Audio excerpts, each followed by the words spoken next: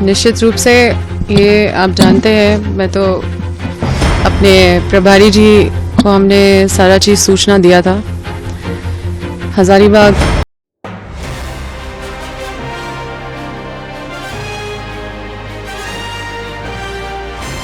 निश्चित रूप से ये आप जानते हैं, मैं तो झारखंड में ईडी के एक्शन के बाद कांग्रेस विधायक अंबा प्रसाद ने दिया बीजेपी को लेकर बड़ा बयान। चुनाव लड़ने का दबाव बना रही थी बीजेपी, इनकार कर दिया, इसीलिए ईडी की कार्यवाही हुई है। छापेमारी के बाद कांग्रेस विधायक अंबा प्रसाद ने मीडिया के सामने ये बयान दिया। जी हां, आपको बता दें कि झारखंड के बरकागांव विधानसभा सीट से कांग्रेस विधायक अंबा प्रसाद के आवास पर ईडी ने छापेमारी की। जानकारी के मुताबिक करीब 17 घंटे तक विधायक के आवास ईडी की रेड चली, जिसके बाद इस कार्यवाही को लेकर कांग्रेस विधायक अंबा प्रसाद ने पहली बार मीडिया के सामने बयान दिया और कहा कि मेरे ऊपर बीजेपी चतरा और हाजीराबाग से चुनाव लड़ने का दबाव बना रही थी, जिसे मैंने इनकार कर दिया, इसीलिए मेरे ऊपर ईडी की कार्यवाही हुई है। इसके आगे उन्होंने क्या कुछ कहा, आइए सुनते हैं। निश्चित रूप से ये आप जानते हैं, मैं तो अपने प्रभारी जी को हमने सारा चीज़ सूचना दिया था। हज़ारीबाग बीजेपी से लोकसभा का टिकट के लिए बोला गया था मुझे बहुत पहले से कि हज़ारीबाग फाइट करना है, हमने इग्नोर किया। चतरा का सीट के लिए मतलब हमारे घर में सुबह से आरएसएस के लोग बैठे रहते थे।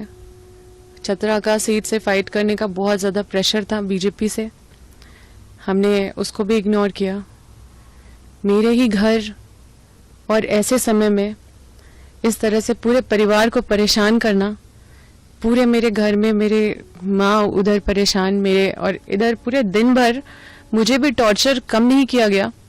घंटों बैठाया गया एक ही जगह में, अगर घंटों खड़ा किया गया एक ही जगह में, कहीं भी एक महिला होने के नाते भी मतलब मुझे सुबह जैसे ही मतलब मेरे बेडरूम तक मैं सोई हुई थी और उस अवस्था में मेरे बेडरूम तक पहुँचे।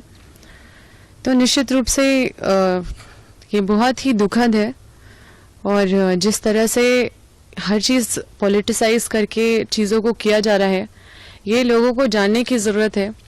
मुझे कई बीजेपी के लोग हमेशा इत्तला करते रहे कि ज़्यादा एनटीपीसी के खिलाफ विधानसभा में मामला मत उठाओ, अडानी के खिलाफ मामला मत उठाओ।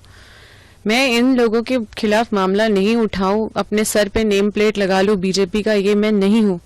मैं क्षेत्र की जनता में अपने राज्य की जनता के जो विजन है या जो मेरा राज्य को आगे पहुंचाने का जो विजन से मैं आगे निकली। खैर, अब देखना ये होगा कि ईडी की चल रही इस कार्यवाही के बाद अंबा प्रसाद का अगला एक्शन क्या होता है। मुझे पता इसी प्रकार की अन्य खबरों को देखने के लिए सब्सक्राइब कीजिए भारत जनपक्ष न्यूज चैनल।